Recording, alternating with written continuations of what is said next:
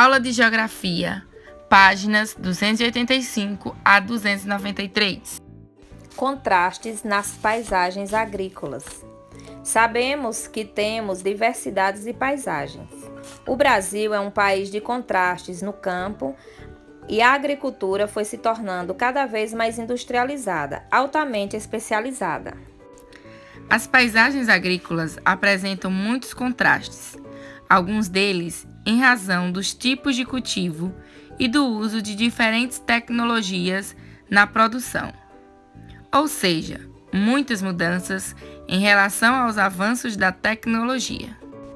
A agricultura tradicional utiliza técnicas de cultivo rudimentar e faz-se com recurso e muita mão de obra, e por vezes recorrendo ao auxílio de animais, fazendo com que a produtividade e o rendimento sejam mais baixos. Um simples instrumento como um arado puxado pela força de animal e trabalhos manuais como esse da imagem. A agricultura moderna utiliza máquinas para a execução de trabalhos agrícolas, recorre ao apoio científico para os estudos do tipo de solos e para fazer a seleção de espécies e usa fertilizantes, adubos, pesticidas e inseticidas. A produtividade e o rendimento são elevados, desenvolvidas principalmente em grandes propriedades rurais. Terras indígenas e quilombolas.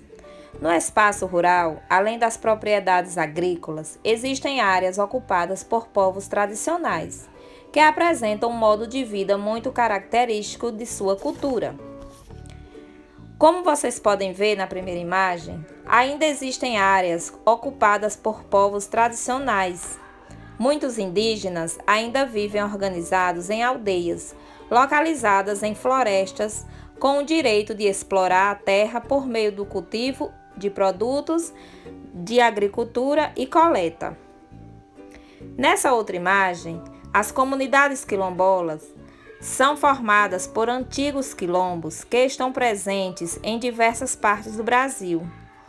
Tudo o que produzem é dividido entre seus integrantes. Uma parte é consumida por eles e o restante comercializada nas cidades. Vamos observar agora um gráfico que mostra o desperdício de alimentos. Como podemos analisar a quantidade de alimentos desperdiçados na América Latina?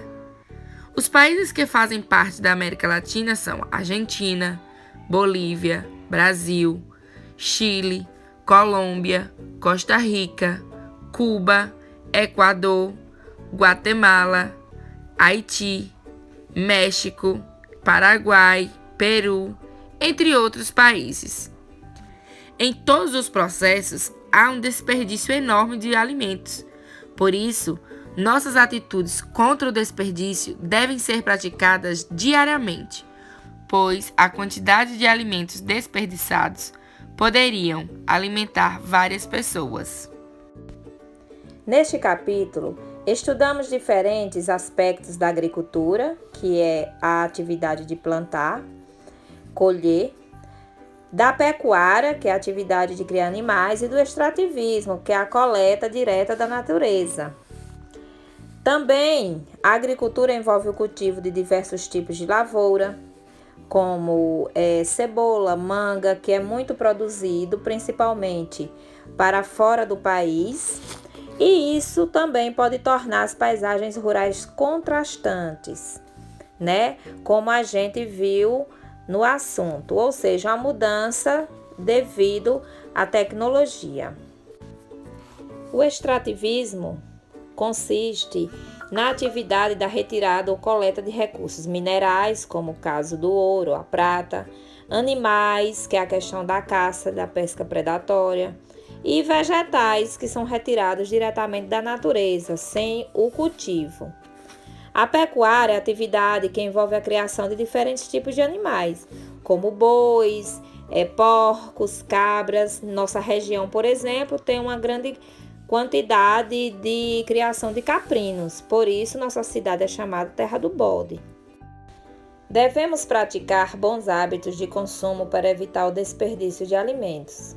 ao invés do desperdício, poderia estar alimentando várias famílias necessitadas.